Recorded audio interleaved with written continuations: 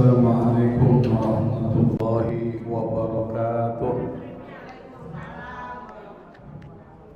Biasanya kalau jawabnya keras, makannya banyak tadi. Tuh ya, makan nasi goreng, pakai telur ceplok, ada kopinya, ada suami yang pijat-pijat, enak ya. Alhamdulillah, wassalatu wassalamu ala rasulillah Muhammad ibn Abdillah wa ala alihi wa sahbihi wa mawala wa la hawla wa la quwwata illa billah. Allahumma la sahla illa ma ja'altahu sahla wa anta taj'alu sawba wal hadna idza syi'ta sahla bi rahmatika ya arhamar rahimin. Amma ba'd. Bapak-bapak, ibu-ibu, jamaah Majelis Ta'lim Nurul Hikmah yang dimuliakan oleh Allah Subhanahu wa taala. Alhamdulillah, puji syukur senantiasa kita panjatkan kehadirat Allah Subhanahu wa taala yang telah menggerakkan hati kita, meringankan langkah kaki kita hingga kita bisa hadir di majelis ilmu yang dicintai Allah dan Rasulnya, di tempat yang dimuliakan oleh Allah Subhanahu wa taala. Pada kesempatan pertemuan duha kali ini, kita akan lanjutkan bahasan kita masih di seputar tentang surat Al-Kahfi serta kisah-kisah yang ada di dalam surat Al-Kahfi. Kalau kita baca surat Al-Kahfi itu paling tidak ada 4 kisah. Kisah yang pertama adalah tentang penghuni gua yang disebut dengan Ashab Al-Kahfi. Ashab itu artinya penghuni, sementara Al-Kahfi itu adalah gua. Dan kita sudah jelaskan pada pertemuan sebelumnya terkait cerita tersebut yang mendasari penamaan dari surat Al-Kahfi. Cerita yang kedua adalah tentang Ashabul Jannah, pemilik 2 kebun yang mungkin belum kita bahas, kita ulas. Dan yang ketiga adalah cerita tentang Dzulqarnain, tentang hamba Allah yang soleh namanya Dzulqarnain. Dan yang keempat yang akan jadi bahasan kita adalah kisah tentang pertemuan Nabi Musa dan Nabi Khidir. Yang ini dalam kisah-kisah yang Allah ceritakan banyak pesan moral atau ibrah, pelajaran yang bisa dipetik. Kalau kisah Ashabul Kahfi itu bicara tentang ujian keimanan. Kisah tentang Ashabul Jannah ujian pada harta dan kekayaan. Kisah tentang Dzulqarnain ujian tentang kepemimpinan. Sementara kisah Nabi Musa dan Nabi Khidir ujian dalam persoalan ilmu. Itu yang kita akan bahas. Di sini ada 2 peran, ada 2 tokoh penting yang Allah ceritakan. Yang pertama Musa, yang kedua Khidir. Berarti Nabi Khidir hidup juga pada zaman Nabi Musa. Kenapa? Karena terjadi pertemuan. Meskipun Nabi Khidir mungkin sebelum zaman Nabi Musa sudah hidup, kita nggak tahu. Tapi apakah Nabi Khidir sampai saat ini masih hidup? Terjadi perbedaan pendapat di kalangan para ulama. Tetapi disepakati para ulama Khidir ini adalah nabi, tapi bukan rasul. Nabi Musa nabi dan rasul. Berarti ada beda. Ada nabi itu adalah hamba Allah Subhanahu wa taala yang tidak ditugaskan secara resmi untuk menyampaikan ajaran secara resmi ya. Kalau enggak resmi ya semua orang ngajak orang. Tapi enggak, kalau resmi itu dikasih surat SK. Biasanya ada SK kan, Orang kalau mau melaksanakan tugas di satu pemerintahan ada SK-nya nggak? Ada. Ada SK surat tugas, nanti ada catatan perjalanan dinas, dapat honor. Tuh biasanya gitu. Itu resmi. Tapi ibu kerja di kantor pergi sendiri, resmi nggak? Nggak resmi. Dapat duit nggak? Ada surat tugasnya? Enggak, karena enggak resmi. Itu maksudnya. Siapa Nabi Musa? Nabi Musa itu adalah nabi yang paling banyak diceritakan dalam Quran. Kalau kita bikin prosentase tentang siapa yang paling banyak diceritakan Allah dalam Quran itu adalah yang pertama Nabi Musa. Kenapa Nabi Musa? Karena perjuangannya itu berat. Perjuangannya itu bukan cuma melawan kediktatoran dari Firaun, tapi membebaskan Bani Israel yang pembangkang, pembelot, suka ngeluh, suka membantah pimpinannya itu Bani Israel. Makanya Nabi Musa ngadepinnya susah. Ngadapi musuh Firaun, dihadapi lagi yang kedua, sifat arogansi, sifat pembangkang, pembelot, keras kepala, egoisme dari Bani Israel, luar dalam dihadapi. Maka perjuangannya berat. Dan beliau ini termasuk nabi yang ceritanya panjang dari lahir sampai akhir. Sama dengan Nabi Yusuf dari lahir sampai akhir. Tapi Nabi Yusuf cuma satu surat, Nabi Musa bersebaran di berbagai surat. Salah satu episode dalam sejarah Nabi Musa adalah episode kecil pertemuan Musa dan Khidir. Tuh, episode kecil. Kalau kita bikin sinetron kan ada episode 1, episode 2. Nah, episodenya ini adalah Nabi Musa ketemu Nabi Khidir. Apa yang dilakukan Musa dan apa yang terjadi nanti akan dibahas. Nabi Musa lahir di Mesir. Saat itu Mesir dipimpin oleh Fir'aun. Fir'aun itu gelar raja, sama dengan sultan, kaisar. Itu Fir'aun gelar raja, bukan nama. Karena itu raja Mesir disebut Fir'aun, gelar. Fir'aun gelar raja Mesir, dan Mesir dipimpin oleh banyak orang, banyak raja. Salah satu raja yang soleh, yang baik, suka dengerin adalah Fir'aun yang hidup pada zaman Nabi Yusuf. Itu dengerin. Kalau diajarin oleh Nabi Yusuf, dengerin dia, jalankan. Nanti dibaca surat Yusuf. Tapi Fir'aun yang hidup pada zaman Nabi Musa setelah Nabi Yusuf itu jahat, kejam, penindas, sombong. Saking sombongnya dia mengaku sebagai Tuhan. Zalim. Zalim sama dirinya, zalim sama Allah, zalim sama orang lain. Apa zalimnya? Menindas. Menindas dan menyiksa orang yang berada di bawah kekuasaannya. Saat itu Fir'aun mimpi.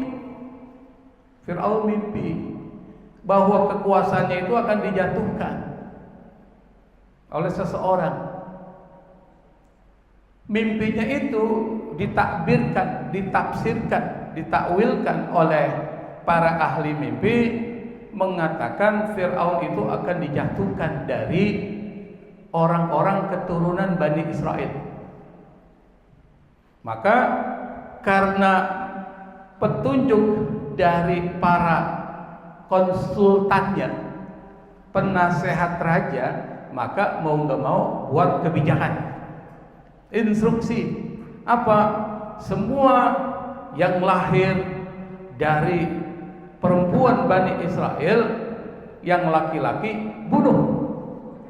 Maka dalam Al-Quran disebutkan mereka membunuh anak-anak laki-laki mereka, wa yastahyuna nisa'ahum, dan membiarkan hidup anak perempuan mereka. Berarti kebijakannya adalah kebijakan zalim, yang lahir dari perempuan Bani Israel laki-laki bunuh setiap tahun. Jadi itu berlangsung terus sampai kemudian kekurangan laki-laki. Kata penasihatnya, raja, kalau setiap tahun dibunuh orang yang lahir, maka nanti kita kekurangan para pekerja yang bekerja di kebun-kebun. Jadi budak kurang.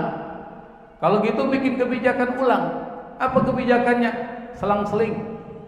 Tahun ini bunuh, tahun besok tidak, tahun berikutnya bunuh, besok tidak. Untuk mengurangi jumlah anak laki-laki yang mati.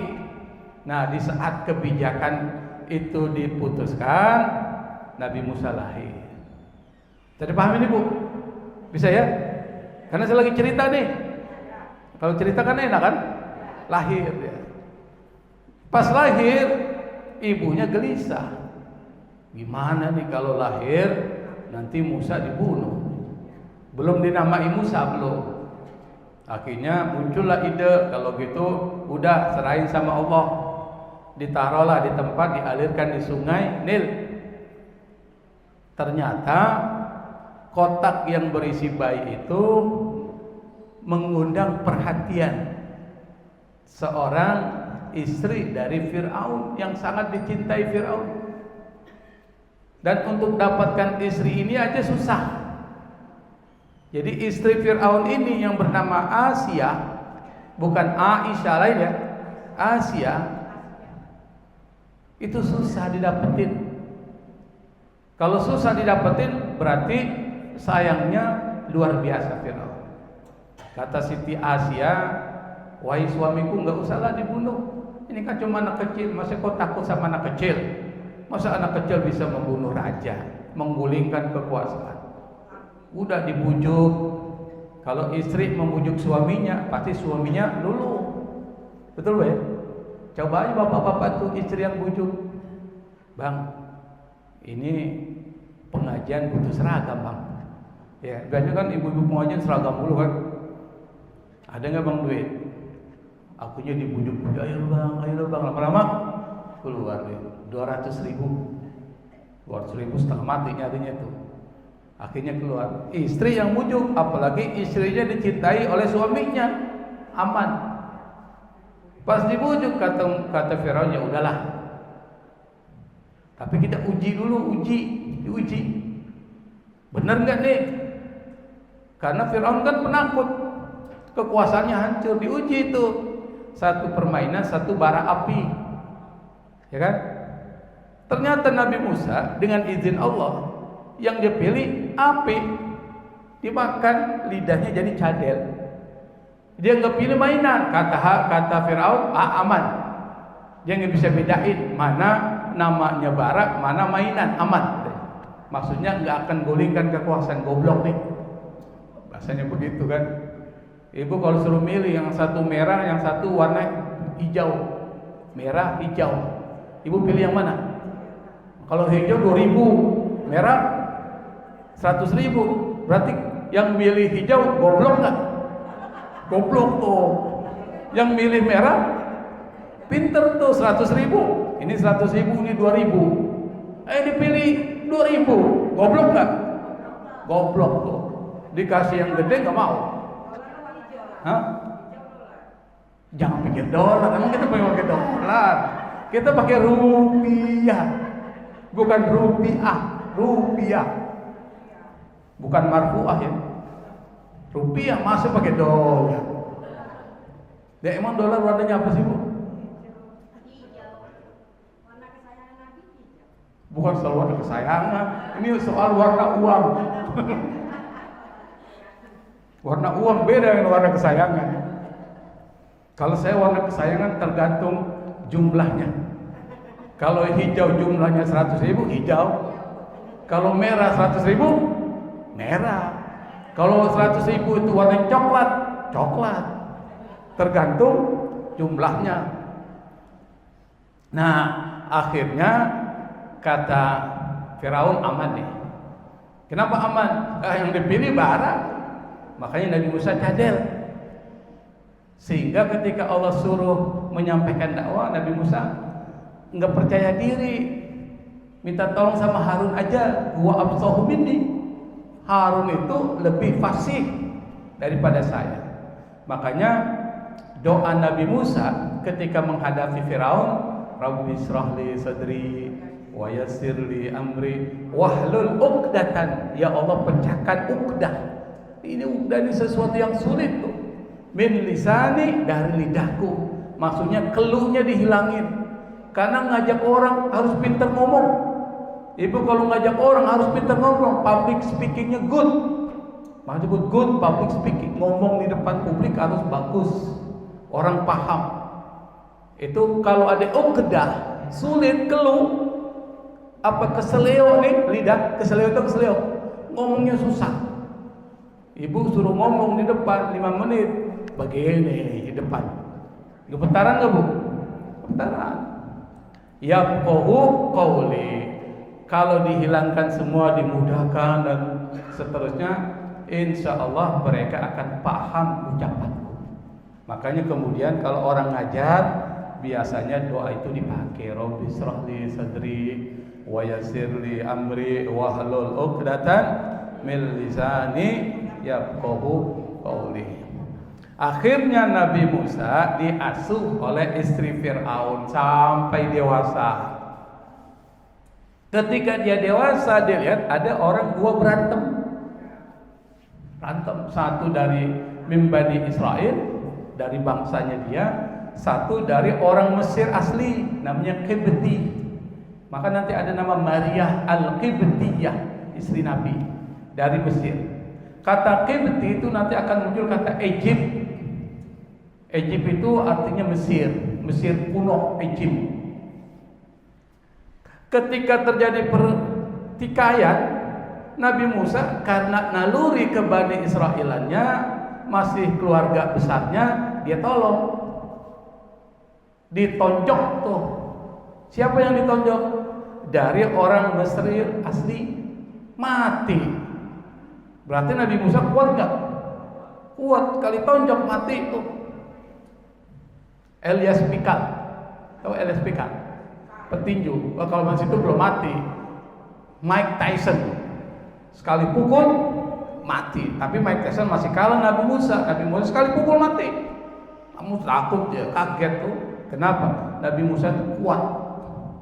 Saking kuatnya dia bisa angkat batu besar yang ada di atas sumur pada saat bantu dari 2 putri yang dari Madian itu, yang salah satu akan jadi istrinya.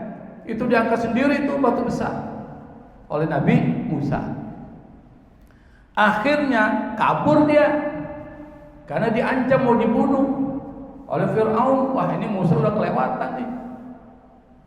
Buat surat untuk mencari Nabi Musa. Nabi Musa kabur sampai ke satu negeri namanya Madian. Di negeri Madian, disitulah dia ngaso. Dilihat ada 2 perempuan lagi nunggu. Sementara di jauh itu ada satu sumur, banyak orang berkerumunan memberikan minum pada ternak mereka. Yang 2 nunggu, perempuan. Ditanya Nabi Musa, apa yang bisa saya bantu? Apa dia bilang? Kami ini punya seorang bapak yang sudah tua. Kami yang bertugas mencari makanan dan minuman buat ternak-ternak kami. Tapi kami nggak bisa bergabung dengan mereka laki-laki, nggak bisa. Kami tunggu mereka selesai, baru kami memberikan minuman buat ternak-ternak kami. Lah itu kan ada sumur yang satu tuh di sana. Sumur itu susah. Itu ada batu besar di atasnya, nggak bisa diangkat oleh orang-orang biasa tuh. Akhirnya Nabi Musa datang ke situ, diangkat. Akhirnya diambil air dari sumur itu lalu diberikan minum. Ceritanya gitu tuh. Sampai 2 perempuan ini pulang ngadu sama bapaknya. Seperti orang Betawi ngadu kan. Tadi dia tolongin rumah laki-laki kuat. Dia bisa angkat batu sendiri. Kalau gitu panggil dia. Kita kasih hadiah. Perempuan, salah satu dari perempuan itu datang. Panggil Musa. Musa itu baba itu manggil, mungkin mau dikasih hadiah, ikut dia. Kata Nabi Musa, engkau di belakang, saya di depan. Kenapa? Kalau kau di depan, saya di belakang, kalau kena angin itu pakaiannya tersingkap, kelihatan. Tuh. Jadi zaman Nabi Musa itu Nabi Musa depan. Nanti kau tunjukin aja ke mana tuh arahnya dari belakang. Ada Google Map-nya. Google Map-nya perempuan tuh. Ke sini kan.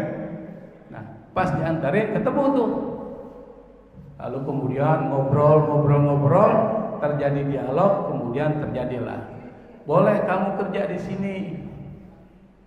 Kerja, tetapi dengan hadiahnya adalah kemudian dia dinikahi dengan salah satu dari anak laki-laki tersebut. Ada orang mengatakan Nabi Suhaib, tapi bukan Nabi Suhaib ya, karena beda masa ya.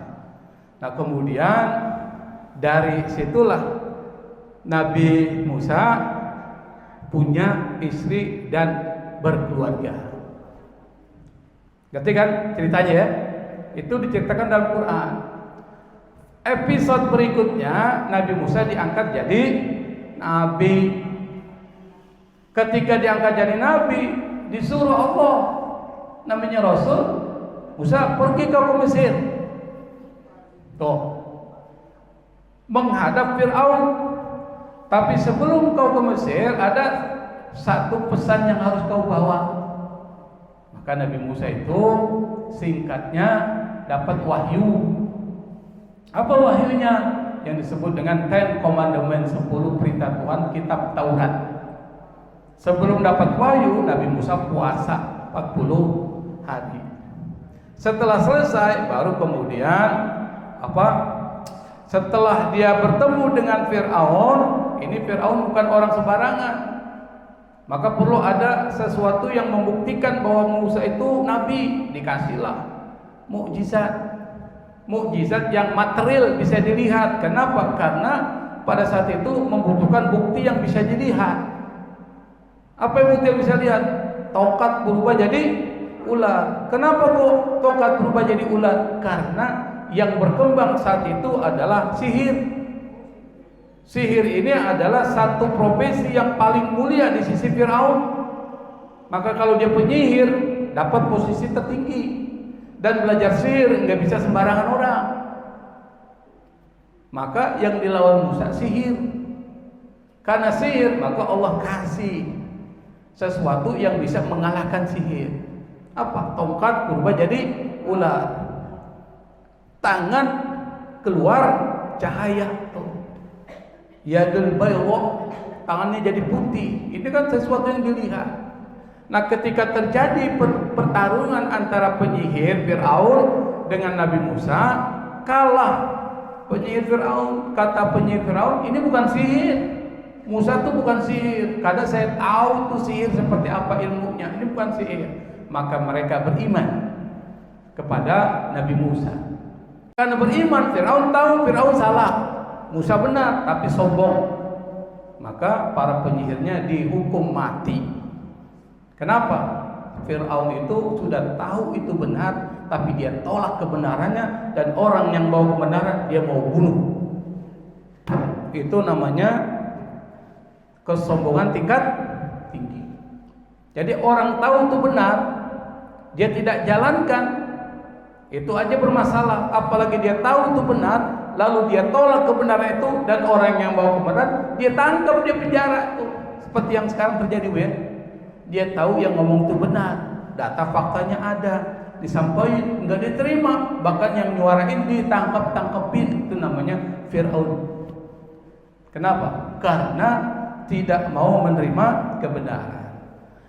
Bani Israel ditindas Fir'aun. Akhirnya salah satu mukjizat besar, karena Fir'aun sudah dianggap melampaui batas oleh Fir'aun. Akhirnya kata Fir'aun, bunuh Musa. Kabur Musa, bawa Bani Israel sampai lautan. Bingung Nabi Musa, gimana caranya? Ketangkep kita ini, kekepung. Bani Israel udah khawatir. Apa kata Musa? Jangan kalian takut, Allahu ma'ana. Allah bersama kita. Itulah orang kalau tingkat kesalehannya tinggi dekat sama Allah, dia nggak pernah takut. Wala khaufun alaihim wala hum yahzanun. Itu orang imannya kuat. Allah akan tolong kita. Terjadilah kemukjizatan, laut yang nggak bisa terbelah. Kalau bukan Nabi siapa yang bisa? Dan itu dengan izin Allah. Ketika laut terbelah, Musa dengan Bani Israel jalan, Firaun ngikutin sampai Musa ke pinggiran lautan sebelah, Firaun masih di tengah. Setelah selesai semua, tenggelam. Pada saat tenggelam, Fir'aun mengatakan, saya beriman dengan Tuhannya Bani Israel. Tapi sudah di tenggorokan tuh rohnya. Kalau sudah di tenggorokan roh beriman, la yanfa', enggak manfaat. Mau beriman, la yanfa' syai'an, tidak sedikit pun bermanfaat. Artinya apa?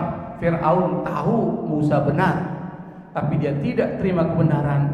Buktinya apa? Ketika dia mau mati, dia ngucapin amantu bi rabbi Bani Israel. Dia beriman kepada Tuhan Bani Israel, tapi karena berimannya sudah tidak patut waktunya, sudah ditolak waktunya, maka Fir'aun mati dalam keadaan su'ul khatimah, kematian yang buruk. Nabi Musa, Nabi yang mulia. Ini cerita Musa. Saking mulianya dia diberi gelar Kalimullah, yang diajak ngomong sama Allah. Saking mulianya Musa, min ulil azmi minar rusul. Dia termasuk rusul-rusul ulul azmi. Seperti siapa? Nuh, Ibrahim, Isa, Muhammad, dan Nabi Musa. Itu adalah ulul azmi minar rusul, rasul yang sabarnya luar biasa. Yang ketiga, beliau dapat tugas, yaitu menerima perintah Allah dan menyampaikan dalam kitab Taurat. Jadi kitab Taurat tanya masih ada enggak? Udah enggak ada, Bu. Yang dipakai oleh orang-orang Israel Yahudi apa? Itu sudah termodifikasi. Udah diubah-ubah oleh pendeta-pendeta Yahudi, disebutkan dalam Al-Qur'an. Yang keempat, Nabi Musa ini orangnya tegas, berani ngadepin siapa aja, enggak takut. Orangnya kuat fisiknya, emosinya bagus kadang menghadapi Bani Israel. Lengkap Nabi Musa. Emosinya kuat, orangnya tangguh, berani, cuma agak sedikit temperamen. Temperamen itu artinya kadang-kala karena tegasnya dia cepat marah. Nabi Musa. Tapi emosinya terjaga, marahnya dalam benar. Nah, kemudian dia ketemu Khidir nih. Khidir ini namanya panjang tuh, Abul Abbas Balya bin Malkan bin Fali bin Ambar bin Salah bin Arfakhsyah bin Sam bin Nuh. Jadi anaknya masih keturunan Sam bin Nuh bin Lumah bin Mutawalli bin Idris bin Asbin Yad bin Mahlil, dan seterusnya. Capek bacanya ya. Sampai bin Adam alaihi salatu wassalam. Artinya dia masih keturunan Sam bin Nuh sampai Nabi Adam. Disebut Abul Abbas. Kata Khidir itu bukan namanya. Khidir itu dari kata khadira, hijau. Kalau hijau ini warnanya akhdar, hijau. Khadra kalau perempuan khadra. Maka segala sesuatu yang diinjak oleh Nabi Khidir maka mendatangkan kesuburan, kehijauan. Yang gersang jadi hijau. Itu Nabi Khidir. Bisa dipahami ya? Nabi Khidir dimuliakan Allah karena ilmu dikasih langsung dari Allah. Gak pakai belajar lagi. Namanya ilmu laduni. Enggak perlu belajar kayak kita nih. Kita kan belajar nih. Mau ilmu bahasa Arab, belajar nahwu sorof. Mau jadi dokter, ilmu kedokteran, kita belajar. Nabi Khidir dimuliakan Allah, ilmunya langsung diberikan Allah, namanya ilmu laduni, langsung dari Allah, bukan seperti kita belajar biasa. Dan ilmunya bukan ilmu sembarangan. Ilmunya yang kita nggak mampu pahami karena hal-hal yang tersembunyi. Itu Nabi Khidir. Nabi Khidir orangnya sabar. Nabi Musa kurang sabar. Kenapa? Karena yang dihadapi Bani Israel. Orangnya bijaksana. Nabi Khidir. Nah, kemudian kenapa bisa terjadi pertemuan? Pertanyaan kita. Tapi sebelum masuk ada catatan sedikit ya. Nabi Khidir masih hidup nggak? Ada yang bilang masih, ada yang bilang sudah wafat. Jadi kita nggak usah bahas ya. Kenapa? Karena dua ikhtilaf. Tapi menurut keyakinan banyak orang masih hidup. Nanti di akhir zaman, pada saat zaman Imam Mahdi dia juga ada. Kita nggak tahu ya. Tapi banyak orang cerita ketika haji sering ketemu dengan Nabi Khidir. Tapi nggak ada dalil pastinya. Maka itu dibiarkan ikhtilaf. Terjadi perbedaan pendapat. Kenapa terjadi pertemuan? Tuh, kenapa? Jadi Nabi Musa dia pernah ditanya, Musa, ada Bani Israel, yang paling pintar siapa sih? Orang Bani Israel kan nanya begitu, nyebelin ya, nyebelin dan jengkelin. Nabi itu Bani Israel, yang paling pintar siapa? Apakah ada orang yang lebih pintar dari kamu ya Musa? Kata Nabi Musa, nggak ada. Saya paling pintar. Saya yang paling pintar, yang paling berilmu saya. Nabi Musa jawabnya benar, nggak salah. Karena siapa yang paling pintar pada saat Nabi Musa hidup dari Bani Israel? Siapa? Siapa? Nabi Musa. Kenapa Nabi Musa menganggap dirinya pintar, berilmu? Kenapa? Kalian tahu? Karena dia Nabi, dia Rasul. Mana yang lebih banyak ilmunya? Nabi dan Rasul atau kita? Nabi dong. Rasul. Jawabnya benar gak deh? Benar, gak salah. Tapi kata Allah kurang etik, kurang etis. Masa bilangnya saya? Harusnya Allah yang tahu, Allah yang maha tahu, bukan saya. Secara matematik benar, 1 tambah 1 2. Karena disitu yang paling berilmu Nabi Musa bisa mengatakan saya. Tapi bagi Allah ada etika harus diikuti. Apa kata Allah? Allah bilang masih ada lebih pintar dari kamu ya Musa. Siapa ya Allah?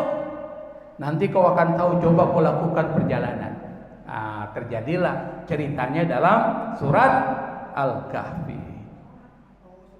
Ya, surat Al-Kahfi. Terjadi perjalanan. Nah, perjalanannya itu adalah Nabi Musa kan dia beritahu ada lebih pintar dari kamu tuh.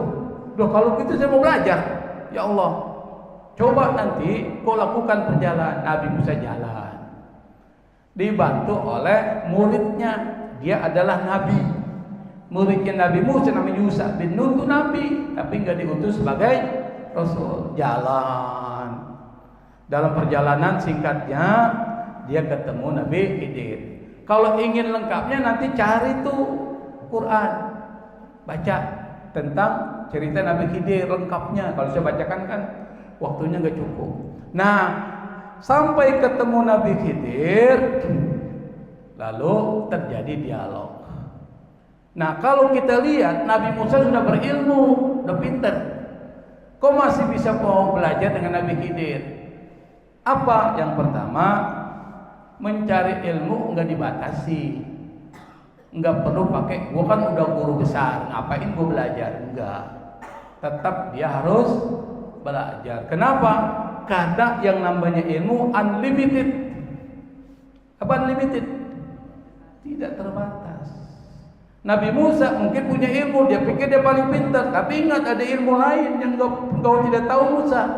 Itu kau harus cari, yaitu ilmu batin yang akan diajarkan Nabi Khidir. Artinya apa? Semangat mencari ilmu nggak boleh berhenti, apalagi baru ilmunya cetek udah so tahu. Ilmunya cetek, so tahu dia. Ngapain gue belajar? Gue udah ngerti terjemah Al-Quran, terjemahnya. Padahal membahas Quran itu bahas tafsirnya dong. Ada bahasa Arab, belajar bahasa Arab. Yang kedua, menunjukkan Nabi Musa itu rendah hati. Meskipun dia pintar, tetap dia belajar. Itu yang harusnya kita pakai. Kita ini mungkin udah ngerti nih, tapi ingat, jangan terlalu sombong. Ilmu itu semakin tinggi Harusnya seperti ilmu padi, semakin merunduk, semakin tawadu. Wah, semakin begini. Salah itu. Tuh, itu pelajarannya. Dalam perjalanan Nabi Musa, lihat banyak tindakan Khidir yang nggak masuk logikanya, aneh. Kenapa? Karena Nabi Musa itu dia pakai logika lahiriah. Nabi Khidir batiniah. Yang batin dengan lahir nggak nyambung, harusnya digabungin. Kenapa nggak nyambung? Melihat listrik kelihatan nggak, Bu? Kelihatan. Itu bukan listrik, ini lampu. Listrik, kelihatan nggak? Arus listrik. Siapa di sini yang pernah ngelihat arus listrik? Saya kasih duit warna merah. Ada nggak ngelihat arus listrik? Ada nggak? Nggak ada, nggak kelihatan. Tapi ada nggak? Ada tuh. Nah, kenapa? Karena logika nggak bisa mengetahui itu. Padahal itu ada, cuma nggak bisa dilihat oleh mata indrani, oleh mata indera kita. Nggak bisa. Tapi ada. Caranya apa? Pakai alat. Maka kelihatan gelombang-gelombangnya tuh. Tuh. Sama dengan suara nggak kelihatan, tapi ada gelombang-gelombang suara. Kelihatan tuh gini kan? Berarti terlihat. Tapi nggak bisa pakai mata. Harus pakai alat. Nah, itu namanya batin. Tidak terlihat, lahir terlihat. Nabi Musa yang lahir, maka kitab Taurat tentang aturan hukum dilihat. Yang pertama, oh tiba-tiba ada perahu dia lubangin, padahal dia dibantu naik perahu itu gratis. Kok perahu yang udah beri tumpangan gratis kok dia lubangin? Nabi Musa tegur, Khidir, kenapa kau lakukan? Kita kan udah dibantu nih. Wah, kata Khidir, kau ini gak sabar Musa. Nanti kau akan tahu. Lalu kedua, setelah selesai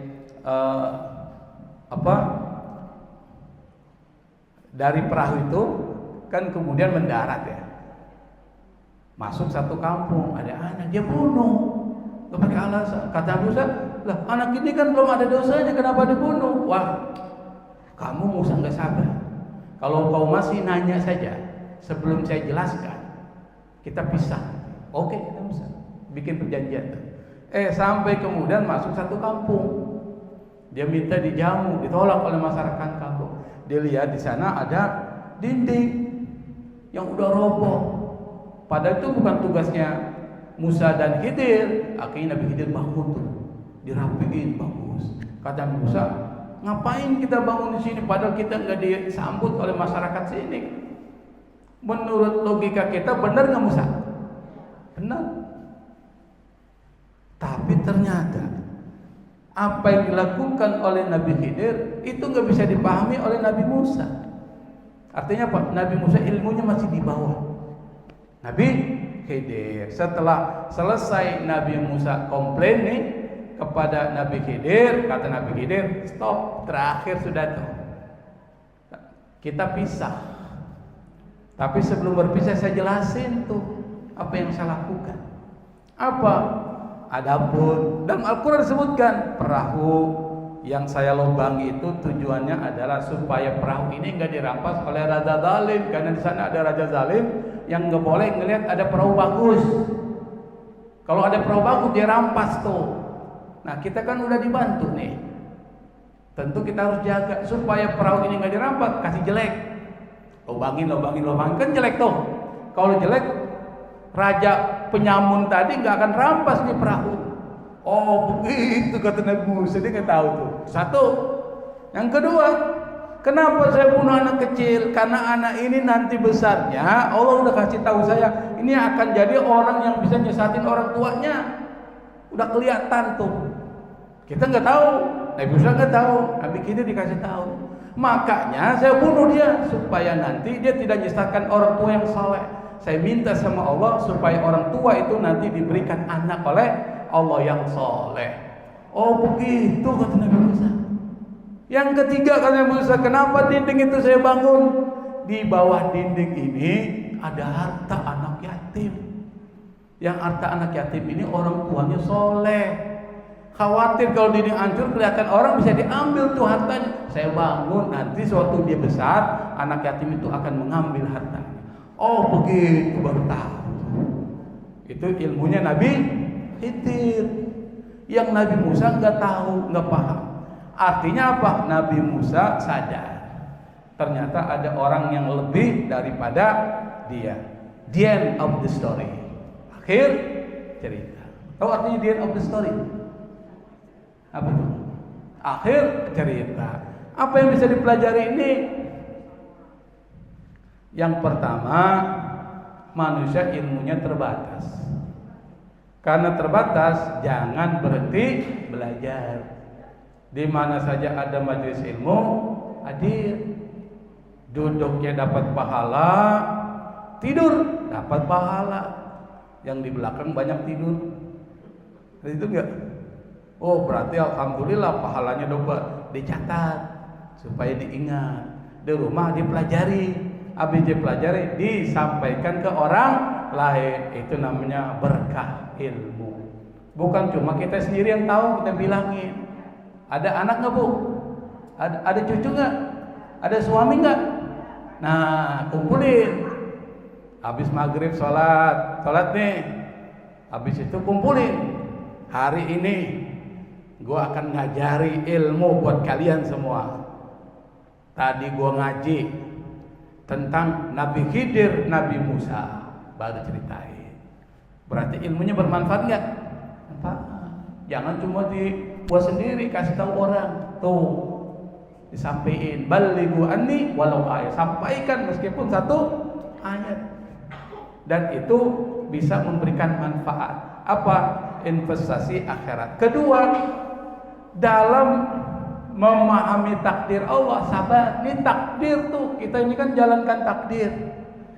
Boleh jadi sesuatu yang kita anggap buruk itu bagus. Boleh jadi yang kita anggap bagus belum tentu bagus. Makanya kalau ditimpa musibah, sabar. Dapat nikmat, syukur. Itu aja. Nggak usah ngeluh, nggak usah komplain. Apapun yang terjadi, semua menjadi ketetapan Allah. Ma asaba min musibatin fil ardi wala fi anfusikum illa fi kitabin min qabli an nabraha inna dzalika 'ala Allah yasir. Musibah apapun yang menimpa kalian, kata Allah, baik yang terjadi kepada kalian ataupun yang terjadi di muka bumi ini, itu udah ditentuin di dalam satu database-nya Allah, catatannya. Hari ini ibu datang. Nih, hari ini nih duduk. Ada yang duduk di kursi. Ada yang duduk bersila. Sebelahnya yang pakai jilbab warna ini nih, ada merah, kuning, hijau. Apalagi tuh? Merah, kuning, hijau. Hah? Apalagi? Hah? Itu lagu bukan tuh? Merah, kuning, hijau. Apa?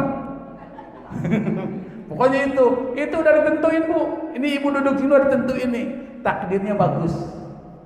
Nah, bagus takdirnya karena kita menjalankan takdir. Jadi apa yang terjadi syukuri karena Allah masih memberikan takdir bagus pada kita. Nanti pulang tiba-tiba misalnya di rumah nggak ada beras, takdir buruk tuh, musibah, kita sabar. Semuanya itu sudah ditentukan Allah Subhanahu wa ta'ala. Yang ketiga yang diajarkan, rendah hati kalau punya ilmu, adabnya. Sabar menuntut ilmu, nggak boleh tergesa-gesa, sabar. Belajar tuh sabar, dengerin orang nggak enak bu, capek, tapi sabar, dengerin, sabar. Kemudian bertanya kalau nggak paham, jangan tergesa-gesa dalam menilai sesuatu. Ini pesan moral yang diajarkan oleh Allah Subhanahu wa ta'ala dalam kisah Nabi Musa dan Nabi Khidir. Kalau ini kita pelajari, kita akan hidup dunia akhirat bahagia, senang. Kenapa? Karena hidup sesuai dengan keinginan Allah. SOP-nya Allah kita jalani. Hidup itu akan tenang. Saya pikir ini yang saya sampaikan karena waktu terbatas. Wallahul musta'an. Assalamualaikum warahmatullahi wabarakatuh.